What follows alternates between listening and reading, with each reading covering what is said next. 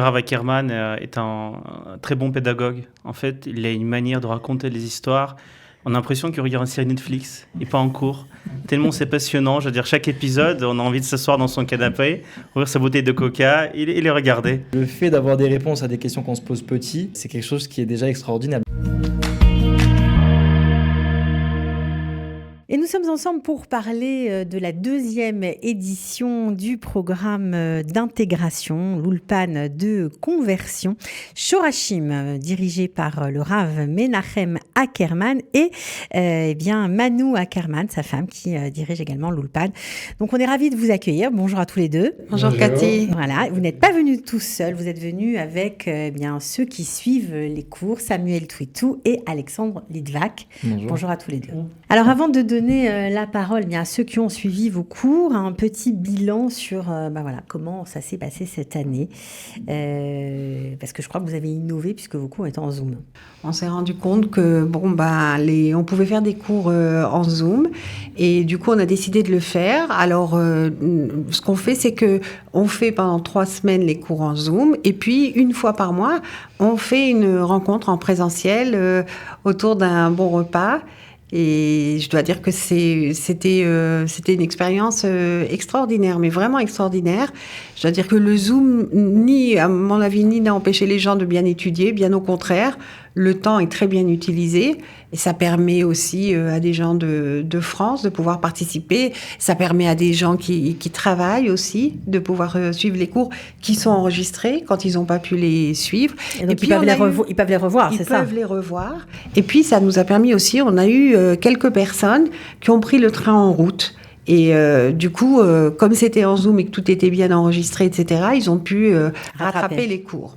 Et voilà, et s'est formé un groupe, un super groupe. On dit tout le temps, on est une petite famille. Alors, Rav Menachem Ackerman, est-ce que vous avez été surpris par la qualité des participants ? Je dois dire que d'abord par la qualité humaine, même au niveau de la qualité socio-professionnelle, on a un groupe de jeunes, dont Samuel et Alexandre qui sont là aujourd'hui, qui sont, disons, on pourrait dire, si Dieu veut, quand ils seront convertis, c'est l'avenir du peuple juif qui se trouve ici, et du peuple d'Israël.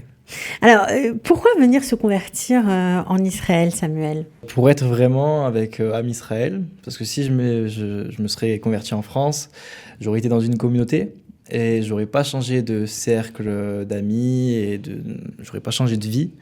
Et pour moi, il y avait plus de risques d'être tenté, et le fait de le faire en Israël... C'était pour mettre toutes les chances de ton côté ? C'est ça. En fait, je pense qu'en Israël, on peut se renforcer plus rapidement. Et donc, c'est plus facile, je pense. Pourquoi tu as décidé de passer le pas ? Après tout, tu t'appelles Samuel Twitou, tu peux rester comme ça. J'ai très peu côtoyé de juifs dans ma vie avant de venir ici. J'avais vraiment envie d'être avec les nôtres et de voir comment ça se passe, parce que j'ai jamais eu la chance petit de côtoyer une communauté de manière assidue. T'as pas grandi avec une famille pratiquante ? J'ai grandi avec un père qui a toujours pratiqué un minimum, mais on a toujours vécu dans des endroits où il n'y avait pas de communauté, donc c'était assez compliqué. Mais j'ai toujours fait les fêtes, je fais kippour depuis que j'ai 13 ans. J'ai quand même pratiqué très très peu, avec très peu de connaissances, mais mon père m'a quand même... léguer certaines pratiques et connaissances. Pourquoi un jour on décide de se convertir ? Alors pourquoi ? Parce que c'est un mal-être qui me suit. Je pense que je suis pas le seul dans ce cas-là, mais qui me suit depuis que je suis petit. À 6-7 ans, j'ai demandé de moi-même à mon père d'en savoir plus, parce que je sentais qu'il y avait un problème entre comment me considérer et comment moi je me considérais. Et pour moi, c'était quelque chose de difficile à vivre. Et surtout, donc, il y a l'aspect identitaire, bien sûr, que je suis en train d'évoquer. Il y a aussi l'aspect vraiment religieux. C'est-à-dire que j'ai toujours eu la émouna, la foi, et j'ai jamais réussi à l'exprimer. Donc, c'est une frustration que j'ai depuis petit qui accentue ce mal-être. C'est-à-dire que depuis petit, je ressens une envie qui est comme une flamme au fond de moi que j'arrive pas à exprimer, parce que je me suis toujours senti, ce que je dis parfois, comme un muet qui demande qu'à s'exprimer. Et donc voilà, c'est pour ça que j'ai voulu franchir le pas. J'ai pas pu le faire avant parce que après, j'ai fait des études qui ont été assez compliquées. J'ai pas eu le temps de le faire pendant. Et à la fin de mes études, je me suis dit, c'est soit je commence ma vie en France, mais je sais pas comment ça va se passer parce que je vais pas changer de cercle. Voilà, donc j'avais plus de peur de le faire en France, alors qu'en Israël, je me suis dit, ça va me permettre vraiment de découvrir autre chose, de découvrir ce que je n'ai pas connu malheureusement quand j'étais petit, c'est-à-dire d'être avec des juifs, de vivre avec des juifs. Et pour moi, c'est quelque chose qui vraiment était indispensable. C'est la Quand raison on entend ça doit faire chaud au cœur, j'imagine. On a été complètement étonnés, comme on disait, de la qualité des Neshamot, des gens qui sont arrivés, dont Samuel et Alexandre sont un exemple, quoi. Et on se retrouve face à des jeunes qui veulent retrouver leur identité. Moi, je suis tout le temps très émue. Qu'est-ce qui accroche Alexandre quand on écoute les cours du Rav Menachem Ackerman? Qu'est-ce qui est le plus pour toi significatif? Je trouve que Rav Ackerman est un très bon pédagogue. En fait, il a une manière de raconter les histoires. On a l'impression qu'il regarde une série Netflix et pas en cours. Tellement c'est passionnant. Je veux dire, chaque épisode, on a envie de s'asseoir dans son canapé, ouvrir sa bouteille de coca et les regarder. Et même les 4 heures de cours, ils passent, on ne voit même pas le temps passer, c'est passionnant, c'est très bien expliqué, toujours de petites anecdotes, les petites histoires autour, et je trouve que c'est la qualité. Et c'est là qu'on voit une grande maîtrise de Rav Ackerman, comment elle connaît le sujet parfaitement, que ça nous transporte en fait, c'est comme si on était là en fait. Alors toi tu as un petit accent, tu n'es pas né en France. J'ai une histoire un peu bizarre dans le sens que moi je suis né en Ouzbékistan, mais quand je suis adolescent, avec ma mère, je suis arrivé en France. Mais mon désir d'Alia, en fait, il n'a pas changé. C'est que bien après, quand j'ai terminé mes études, j'ai commencé ma vie active, que je me suis dit, faut quand même que je termine mon parcours et je fasse mon Alia, que j'arrive en Israël. Et suite à cette Alia, j'ai dit, faut que je récupère entièrement mon identité. Et c'est là que je contactais Rav Ackerman pour l'ulpan de conversion. Oui, parce que tu aurais pu t'arrêter là, faire ton Absolument. Alia, puis voilà. Donc récupérer son identité, ça veut dire quoi? C'est quelque chose qui est ancien chez toi, dans ta famille? Je sais que dans ma famille, on est plutôt sioniste, je veux dire laïque. Mais en fait, en arrivant en Israël, j'ai eu un déclic, j'ai compris qu'en fait, être juste sioniste, c'est pas suffisant, que l'identité juive, il y a aussi la partie spirituelle, en fait, c'est le judaïsme, faire partie du peuple d'Israël. Et ce qui était vraiment le déclic, parce que souvent dans les décisions comme ça, on a tendance à procrastiner, on dit oui, je voulais faire après cette étape-là. Et quand j'ai rencontré ma future fiancée, je me suis dit, c'est tout en fait, il faut vraiment le faire, il faut se lancer, il faut y aller. Alors, 1 an de formation, ils ont appris quoi pendant cette année? Quel a été le programme? Alors le programme, c'est, en fait, on pourrait dire c'est tout. Ça s'appelle un ulpan, c'est pas par hasard. C'est-à-dire qu'on reprend tout au début. Et je dirais à la limite, il y a beaucoup de juifs qui seraient contents de faire la même chose. Des gens qui ont fait tchouva tard, etc. C'est d'abord très important les lois, la halakha pratique, pas la halakha théorique, la halakha d'une vie de juif, le Shabbat, les fêtes, la cacheroute, les prières. Ensuite, il y a l'histoire juive, il y a le Chumash, la Torah, la Bible. Il y a beaucoup aussi de Emouna, de base, on pourrait dire tout ce qui est, je dirais, plus que la philosophie juive, mais tout ce qui est la croyance, toutes ces questions-là. Et puis aussi encore plein de questions annexes autour, quoi.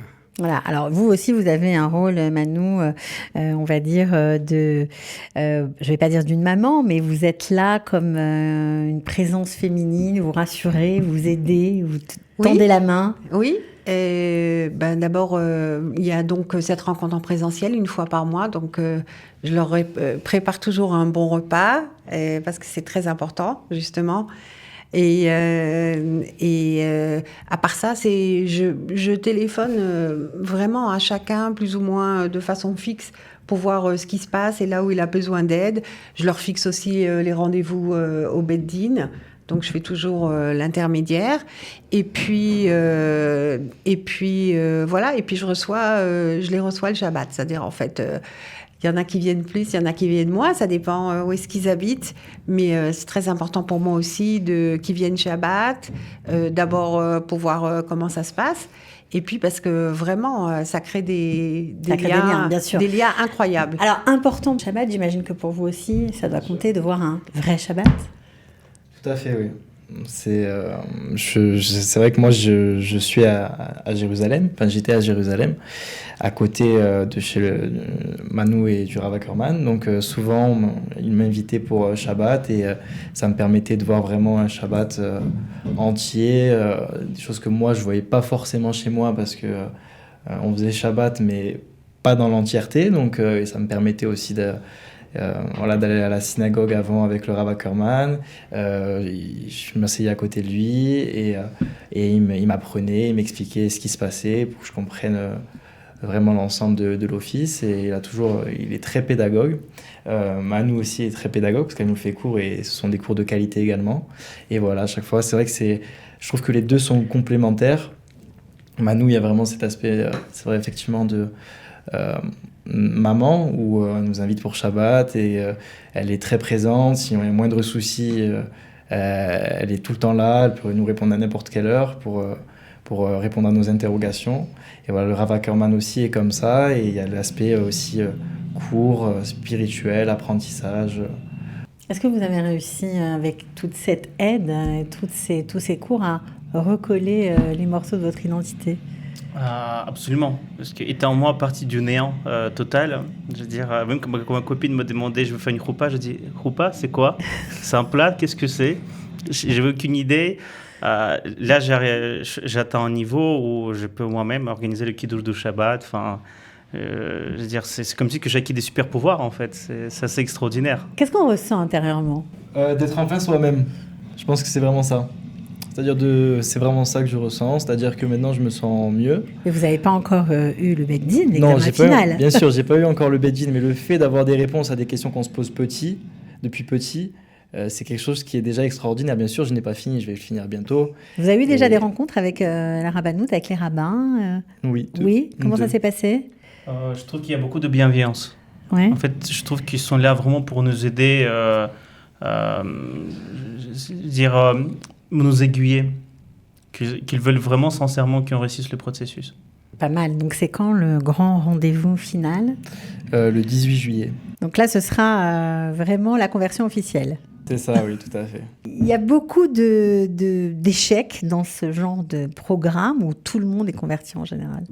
Tout d'abord, nous, c'est notre première année, donc on a moins d'expérience. Ce que dit Alexandre sur la bienveillance, j'étais moi-même étonné, parce qu'il ne faut pas oublier que le Beddin, c'est quand même l'institution qui représente l'autorité et le peuple juif. C'est-à-dire ils sont en face de ceux qui représentent le peuple juif qui donnent l'autorisation de rentrer dans le peuple juif. Quoi. C'est un privilège. Bien sûr.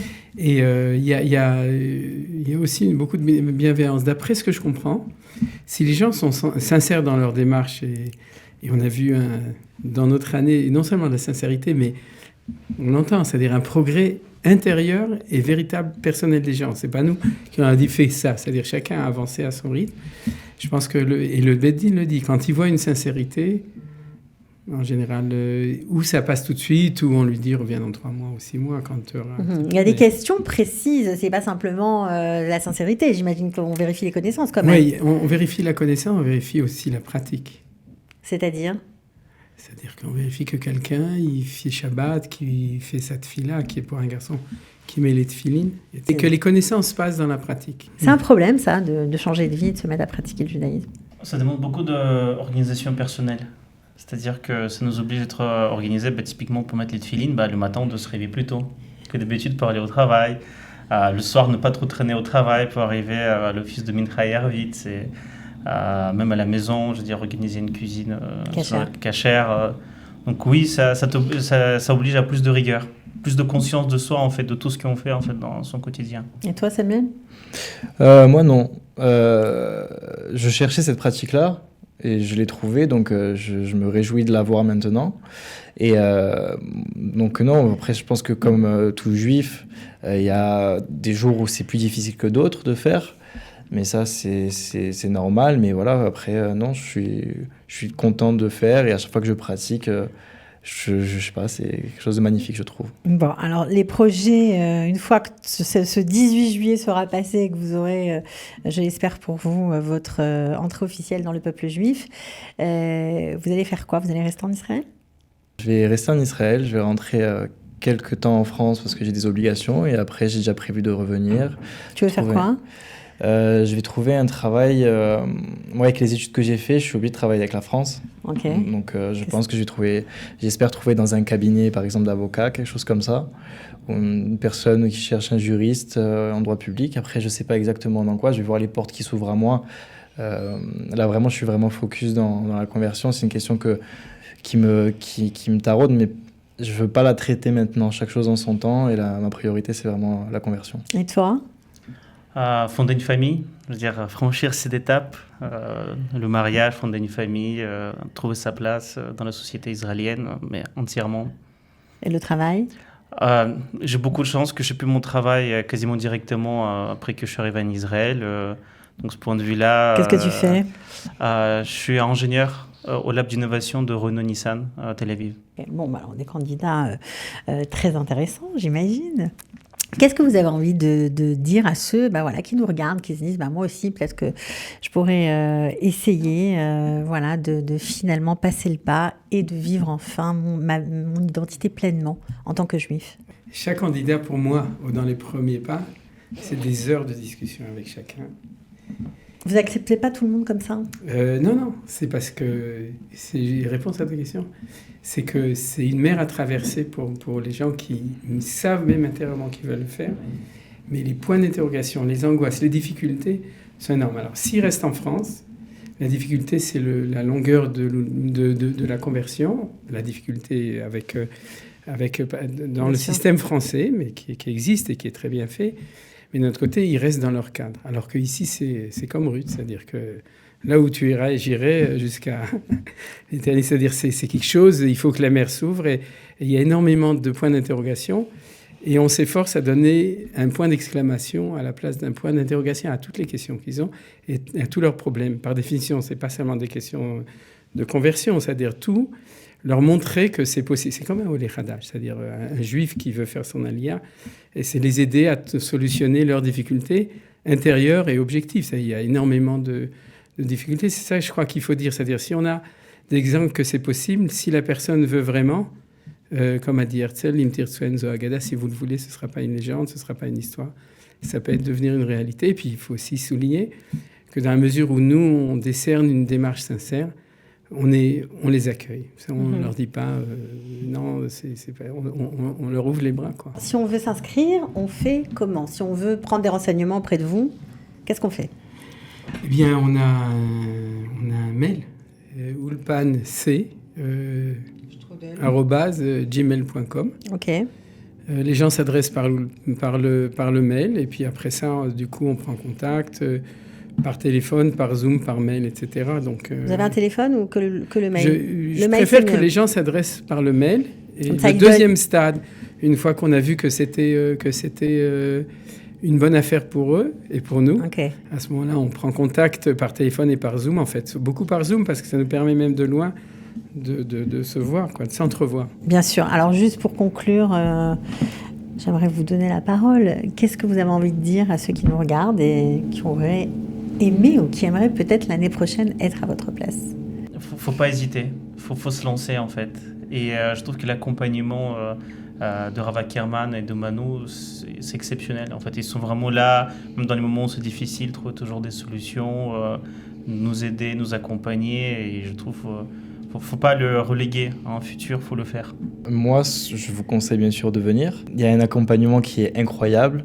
Quand on est en France et qu'il faut sauter le pas, parce que on dit que souvent que la conversion en Israël elle est plus courte, donc c'est plus simple, mais je trouve pas forcément, parce que le fait de tout quitter pour venir en Israël, pour certaines personnes, c'est plus compliqué que de faire une conversion en 3-4 ans. Donc il y a une aussi je sais que ça peut être compliqué de quitter ses amis, sa famille pour venir, mais c'est pour quelque chose de meilleur, c'est pour se retrouver avec soi-même, et c'est quelque chose qui va changer votre vie en bien quoi qu'il arrive. Et donc voilà, je vous conseille de venir pour raconter un petit peu comment ça s'est passé pour moi quand je suis arrivé en Israël. Je suis arrivé donc en janvier et je suis allé dans un ulpan pour apprendre l'hébreu le matin. Donc j'ai 5 heures d'hébreu, ça permet une intégration dans le pays et on est avec des juifs du monde entier, donc ça permet d'avoir de relations directes sociales. Il y a des Français également, donc si on ne parle pas la langue, on trouvera toujours une personne française avec qui on pourra discuter, etc. Donc voilà comment ça se passe. Il y a 5 heures le matin et ensuite l'après-midi, j'ai l'Ulpan Shorashim 2 fois par semaine. L'Ulpan est juste à côté de chez le Rav Ackerman et de Manu, donc il y a un lien qui est possible également. C'est un Ulpan qui est fait pour les jeunes aussi, donc c'est jusqu'à 35 ans, de 20 à 35 ans. Donc il y a voilà, si vous êtes jeune et que vous voulez avoir des relations sociales, apprendre l'hébreu et en même temps être à côté du Rav Ackerman, je pense que c'est la meilleure solution possible. Ouais, t'es à l'Ulpan Etzion, c'est ça ? Tout à fait, oui. Ouais, donc voilà. Bon, alors plein de tuyaux intéressants. En tout cas, j'espère que vous allez avoir plein de gens qui vont vous écrire pour la session de l'année prochaine. Puis je vous souhaite Be'atzlacha, bien sûr, pour la conclusion de cette formation. Je le souhaite à tous les élèves d'ailleurs, tous ceux qui ont participé à votre Ulpan. Bravo pour votre investissement à tous les deux, vraiment. Et puis à très bientôt, vous revenez quand vous voulez. Merci. Merci.